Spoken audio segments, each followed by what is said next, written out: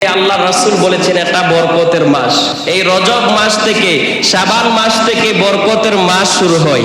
তো বলতে পারেন যে হুজুর অন্যান্য মাসে কি আল্লাহ বরকত দেয় নাই? দেয়, কিন্তু এই তিনটা মাস থেকে বরকত শুরু হয়। আল্লাহ রাসূল তিনটা মাসের নাম উল্লেখ করেছেন আলাদাভাবে, দোয়ার মধ্যে বলার কথা বলেছেন। দোয়াটা আপনারা সবাই বলতে পারবেন? আমার সাথে সাথে বলেন আল্লাহুম্মা বারিক লানা, বলেন আল্লাহুম্মা বারিক লানা ফি রজামা ওয়া শাবান ওয়া বাল্লিগনা ইলা শাহরি রমাদান। আল্লাহর রাসূল এই দোয়াটা সব সময় পড়তেন। রজব মাস আসলে বলতেন, আল্লাহ আমাকে রজবের বরকত দান করো, আমাকে শাবানের বরকত দান করো, আমাকে রমজান মাস পর্যন্ত পৌঁছায় দাও এবং রমজানের বরকত আমাকে এবং আমার উম্মতকে দান করো। জোরে সুরে বলি সুবহানাল্লাহ। এখন বরকত, শুধু বরকতের ওয়াজই শুনলেন, রহমতের ওয়াজই শুনলেন, বরকতের উপর তাকলেন না, রহমতের উপর তাকলেন না, আপনি কি বরকত পাইবেন? বলেন বরকত পাইবেন? বরকতের উপর তাকতে হবে। সারা জীবন নামাজের কথা শুনলেন, মসজিদে আসলেন না, নামাজ পড়লেন না, আল্লাহর হুকুম আদায় করলেন না, আপনি কি নামাজের সওয়াব পাইবেন?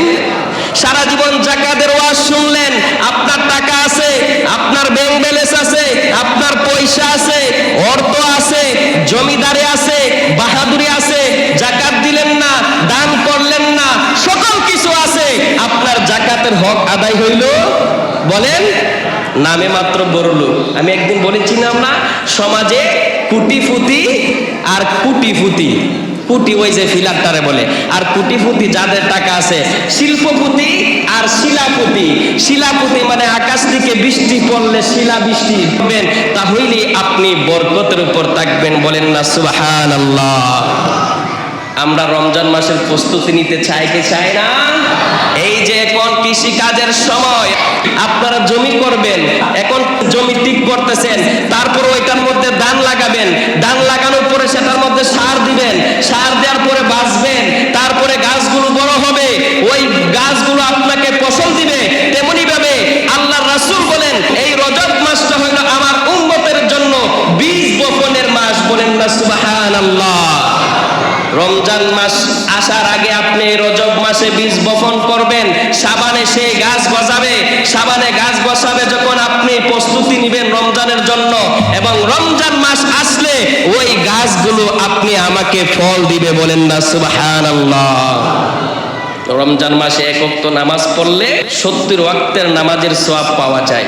একটা ওয়াক্ত পবিত্র কোরআনের পড়লে 70টা সওয়াব হয়। মানুষ হইলে অহংকারী হতে হবে, মানুষ হইলে সৎ মানুষ হতে হবে, মানুষ হইলে তাকাব্বুরি ছেড়ে দিতে হবে, মানুষ হইলে জমিনের বড়াই ছেড়ে দিতে হবে, মানুষ হলে টাকার বড়াই ছেড়ে দিতে হবে, মানুষ হলে ক্ষমতার বড়াই ছেড়ে দিতে হবে, মানুষ হলে জমি জামার বড়াই ছেড়ে দিতে হবে, মানুষ হলে আপনি আমাকে একদম সৎ হবে এবং নির্বেজাল হতে হবে, একদম নরম মনের কোমল মনের অধিকারী হতে হবে। কথা কোন ঠিক কিনা?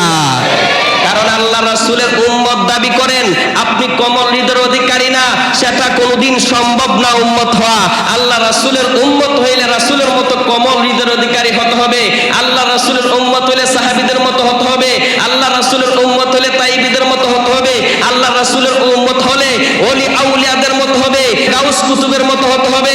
কারণ আপনি যদি আল্লাহর ওলি হতে চান, আপনি যদি গাউস কুতুব হতে চান, আপনি যদি নেককার হতে চান, তাহলে আমার নবীর আদর্শ ছাড়া আর কোনো বিকল্প নাই। কথা কোন ঠিক কিনা?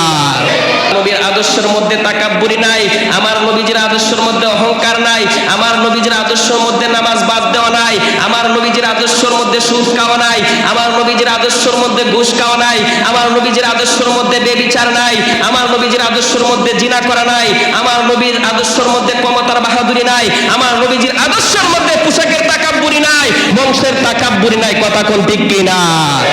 এই জন্য আপনি নামাজি হইলে আপনার সকল কিছু ছেড়ে দিতে হবে। যদি কবর গুছাতে চান, আপনি একদম কোমল হৃদয়ের অধিকারী হতে হবে। আমরা কোমল হৃদয়ের মানুষ হতে চাই কি চাই না? আমরা অনিশ্চিত ভবিষ্যতের দিকে চিন্তা করি। কিন্তু আল্লাহর হাবিব বলে তোমার মৃত্যুটাই তোমার আসল ভবিষ্যৎ, যেটা নিশ্চিত ভবিষ্যৎ। আপনার টাকাটা আপনার ভবিষ্যৎ না। টাকার কথা চিন্তা করতে পারেন, আপনার ইচ্ছা আছে যে আমার একতলা বিল্ডিং আছে, আমি 2 তলা করব। আমার এখন সোনের ঘর এখন নাই, আমার এখন টিনের ঘর, আমি বিল্ডিং করব। এটা হলো অনিশ্চিত ভবিষ্যৎ। আপনার ব্যাংক ব্যালেন্স নাই, আপনি ব্যাংক ব্যালেন্স করতে হবে, এটা অনিশ্চিত ভবিষ্যৎ। কিন্তু আপনার মৃত্যু হবে, আপনার মৃত্যু হবে, আমার মৃত্যু হবে, আপনার বাবার মৃত্যু হবে, আপনার পরিবার পরিজনের মৃত্যু হবে, সবার মৃত্যু হবে। এটা হলো আপনি আমার নিশ্চিত ভবিষ্যৎ। এটা কোনো ব্যক্তি, কোনো মানুষ, আল্লাহর কোনো বান্দা, আমার হাবিবের কোনো উম্মত অস্বীকার করার কোনো অবকাশ নাই। কথা কোন ঠিক কিনা? মসজিদে বসে বসে ঠিক বলবেন, বাড়িতে গিয়ে সমালোচনা আলোচনা করবেন যে হুজুর রহমানচের ভাই কাই তো আর কোনো কাজ নাই, বুঝাই। আমরা জায়গায় থাকলে বুঝতো মাসে কই দিন যা।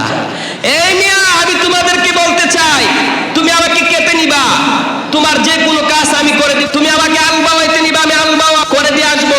কেত রুয়াইতে নিবা, আমি কেত রুয়ে দিয়ে আসবো। বার বইবা, আমি বার বয়ে আসবো। কিন্তু তুমি একদিন একটা মুহূর্ত আমার স্থানে এসে আমার কাজটা তুমি করে দেখাও। কত বড় বাহাদুর আছো এই দৈবাড়িয়ার জমিনে তথা গোটা বাংলাদেশে আমি দেখতে চাই একজন ইমামের দায়িত্ব একটা মুহূর্ত নেওয়ার জন্য। মিয়া, তুমি তাকাব্বুরি করো, তোমার মসজিদের ইমাম বলে তুমি একটা মুহূর্তের জন্য ইমামের দায়িত্ব নেওয়ার ক্ষমতা নাই, কিন্তু ইমাম তোমার 1000টা দায়িত্ব নেওয়ার ক্ষমতা আছে। কথা কোন ঠিক কিনা? মনে করছো মিম্বর বৈশা গেছি, কোনো কাজ পারি না, মারামারি কি করো? মারামারি মোল্লারা আরো বেশি পারে, সকল কিছু মোল্লারা পারে। আমার জন্য কথাগুলো বলি নাই। আপনারা যদি কেহ হেদায়েত পান, যারা আমরা হেদায়েতের উপর নাই, যদি হেদায়েত পান তাহলে আমারও সওয়াব। যদি আমিও হেদায়েত না থাকি, আমাকে আল্লাহ হেদায়েত দিতে পারে আপনার উসিলায়। এই জন্য কি করতে হবে? নিজেকে পরিবর্তন করার উদ্দেশ্যে এই রজব মাসে আপনি আমার বীজ বপন করতে হবে। সারা বিশ্বের কথা, গোটা বিশ্বের গড়া হিসাব 60 বছর। কত বছর? 60 বছর। আগে যখন আমাদের মুরব্বীরা নাকি অনেকে 120 বছর 30 বছর বাঁচত, এইগুলো এখন আমাদের কাছে গল্পের মতো লাগে। তাহলে আপনি কি করলেন? কিছুই তো করলেন না। এই জন্য রজব মাস, এখন রমজান মাস সামনে আসতেছে, রজবের পরে শাবান, শাবানের পরে রমজান। আপনি নিজেকে পরিবর্তন করার উদ্দেশ্যে, আপনি নিজেকে ঠিক করার উদ্দেশ্যে এই মাসেই বীজ বপন করতে হবে।